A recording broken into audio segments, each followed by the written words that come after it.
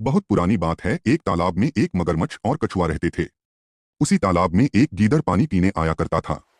मगरमच्छ ने तालाब की सारी मछलियां खाकर खत्म कर दी। अब तालाब में कोई भी मछली नहीं बची थी। मगरमच्छ को खाना न मिलने से अब मगरमच्छ को भूखा रहना पड़ता था। एक दिन मगरमच्छ को बहुत तेज भूख लगी थी। वह सोचने लगा, मैंने तो तालाब की सारी मछलियां खाकर खत्म कर दी, अब मेरे पास खाने के लिए कुछ नहीं है। अब क्या खाऊं?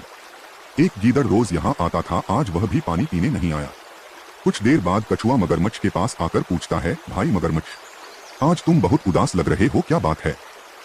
मगरमच्छ कछुए की बात सुनकर कहता है, मुझे बहुत तेज भूख लग रही है और खाने के लिए तालाब में मछलियां नहीं बची है।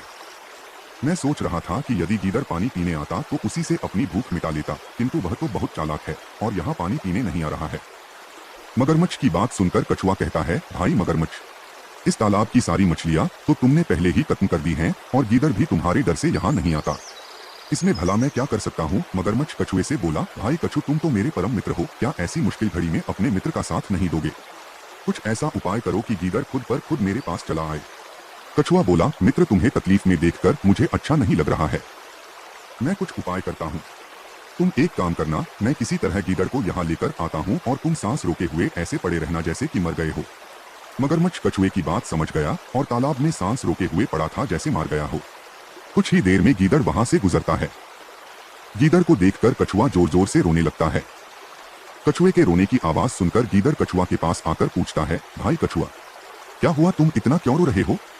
कछुआ बोला, मेरा मित्र मगरमच्छ अब इस दुनिया में नहीं रहा, मैं उसी की याद में रो रहा हूँ। गीदड़ मन ही मन सोचता है कि अच्छा हुआ यह मगरमच्छ मर गया, अब मैं निश्चिंत होकर पानी पी सकता हूँ, अब मुझे कोई डर नहीं है।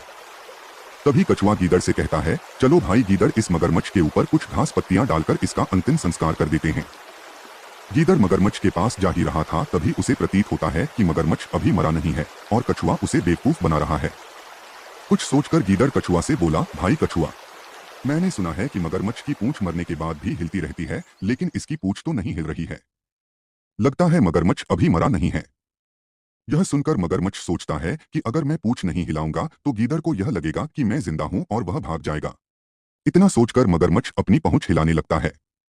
मगरमच्छ की पूंछ हिलती देखकर गीदड़ दूर भाग जाता है और कछुए से कहता है, देखो अपने मित्र को, वह जिंदा है, तुम दोनों मिलकर मुझे मूर्ख बना रहे थे।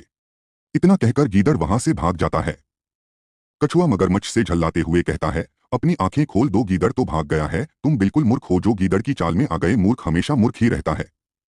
शिक्षा बुद्धिमानी से बड़ी कठिनाई से बचा जा सकता है।